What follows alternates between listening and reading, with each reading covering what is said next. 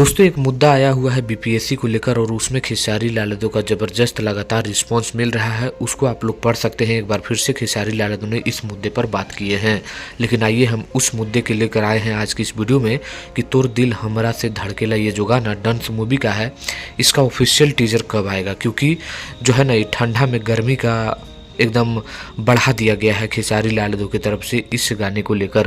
तो नमस्कार, मैं रविंद्र और आप लोग देख रहे हैं रविंद्र टाइम्स। डांस का तो टीजर ने धमाल मचा ही रखा था, लेकिन जब से इस गाने का पोस्टर आप लोगों के बीच मेरे तरफ से सबसे पहले मिला है, आप लोग एकदम बेचैन हो चुके हैं कि ये गाना कब देखने को मिलेगा। क्योंकि ये गाना का नाम भी सुपर डुपर हिट है और इसके जो डायरेक्टर हैं भौकाल मचा के रखे हुए हैं। दोस्तों आप लोगों को बता दें कि खेसारी लाल यादव और श्वेता सेन वही है जो आप लोग स्क्रीन में देख पा रहे होंगे।